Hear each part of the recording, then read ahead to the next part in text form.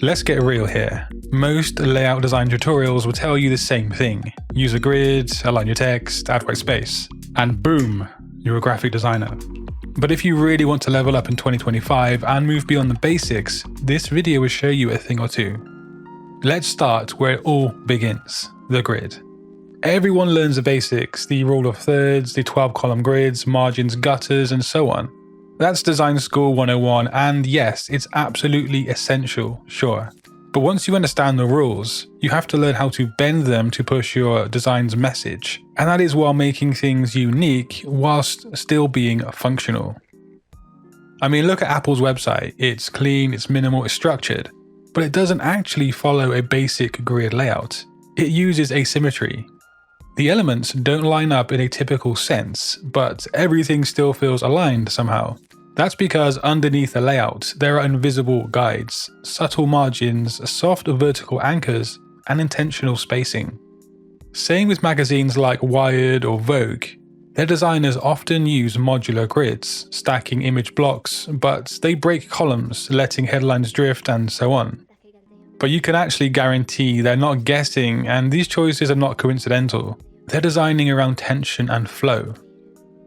And here's your first tip in today's video. When you break a grid, do it on purpose and with alignment in mind on a broader, more intentional level. Breaking the grid shouldn't be about randomness or rebellion for its own sake.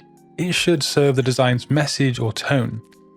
Use invisible lines that run through the entire design layout and keep things connected. Almost every element should relate to something else, even across a vast space. For example, if you position a headline off-center, make sure it visually aligns with an image, edge, or block or supporting text. Let the negative space guide the eye and act as connective tissue.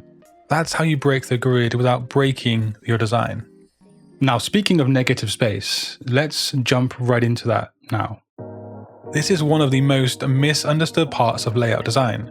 Negative space isn't actually empty, it's active.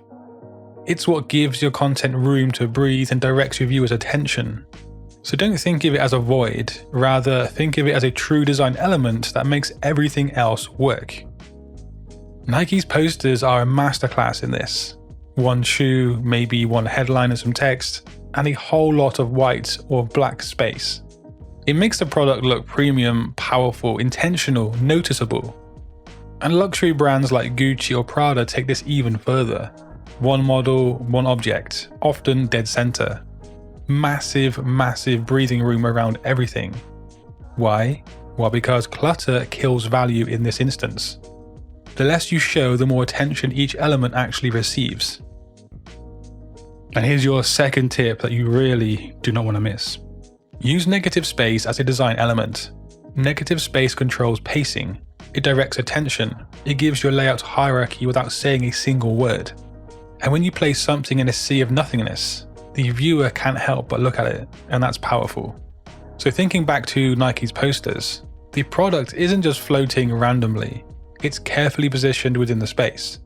The surrounding emptiness isn't a gap, it's a frame.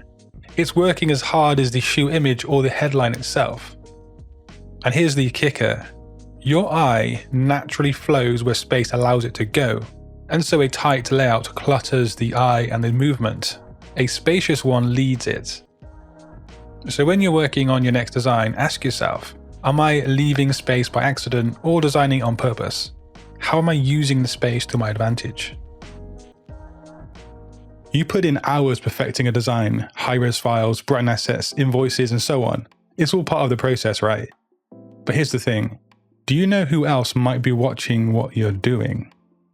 Picture this.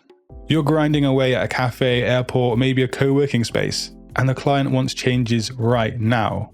So you send over the files, maybe log into your accounts, or even make a payment. That seems pretty normal, right? But public Wi-Fi, that's free real estate for hackers. Without protection, your projects, your passwords, and even your payment details are basically wide open for anyone with the right tools. And that is where Surfshark VPN comes in to save the day.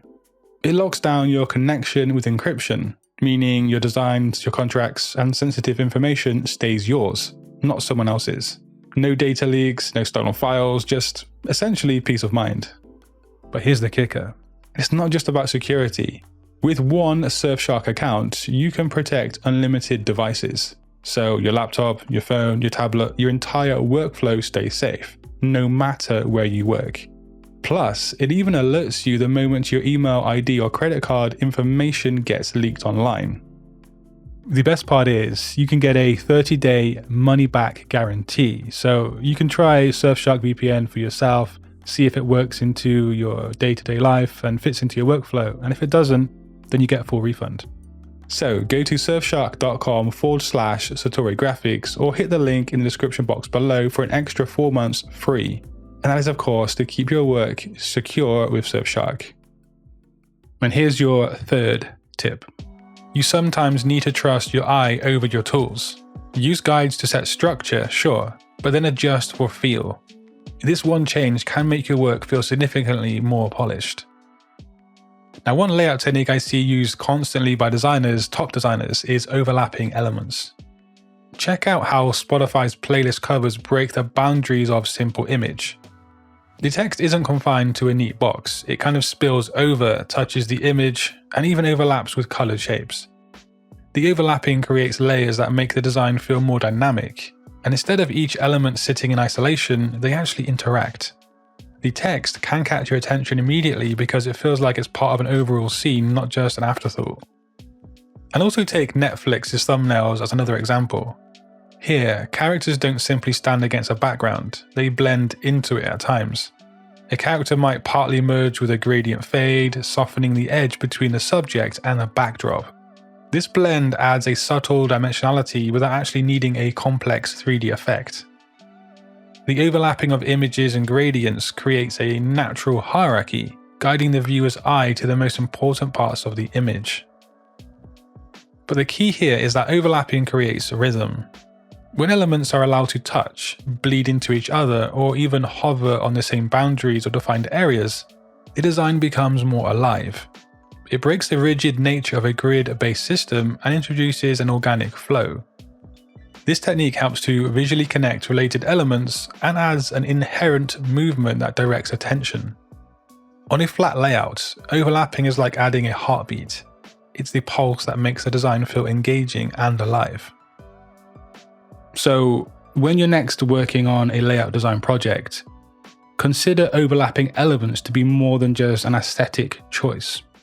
It's a tool to add narrative and energy to your designs. Let your elements interact, allow text to merge with images, let shapes extend beyond their boundaries, and let the composition breathe with intentional touches that create a vibrant, dynamic rhythm. Now here's a big one when it comes to layout design, and that is breaking conventions with purpose. If you're working on a design, an underground music poster, or an art piece that's meant to provoke, then yes, break the grid, twist the hierarchy, create friction, but don't confuse laziness for experimentation. Misaligning elements because you didn't check your guides or tossing type around without any intention, that's not bold, that's just being sloppy. And so here's your fifth tip. Break conventions only when it serves a message. Not to be different for the sake of it, but to reinforce the tone. If your layout feels strange, make sure it feels strange on purpose. Now let's shift gears a bit and we're going to move into contrast and tension. Look at Adidas's campaigns. They don't whisper, they hit hard. Bold, black and white, often with blue as well, sharp sans serif type, diagonal cuts and aggressive framing. And it's not just design, it's an attitude here. You feel the intensity before you even read the message. Now compare that to Esquire magazine covers. You've got huge, refined typography layered over gritty or unpredictable photography. Structure here meets chaos, and that tension, it pulls you in. So the sixth tip is to create tension through contrast. It's not just light versus dark, it's big against small, bold against quiet, motion versus stillness. That friction between elements builds energy, and energy is what holds attention. Now, if you have gotten this far in today's video, kudos to you because I'm going to reveal a true gem right now. I want you to think about a layout you've made recently. Maybe it's a social media post, a YouTube thumbnail, a website design, or some print work. Ask yourself, Are my elements just aligned, or are they communicating something? Am I letting space do its job?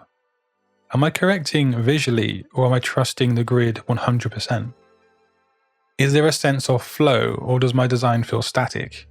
Do I push the rules, or am I playing it safe? And remember, all of your layout choices need to relate back to the target audience and your brief. It's no use making a tension-filled chaotic design if the brief is to make a website for an insurance brand, as an example. And if you want to continue your educational journey as a designer right here, right now, just click a video on screen. But until next time, guys, design your future today. Peace.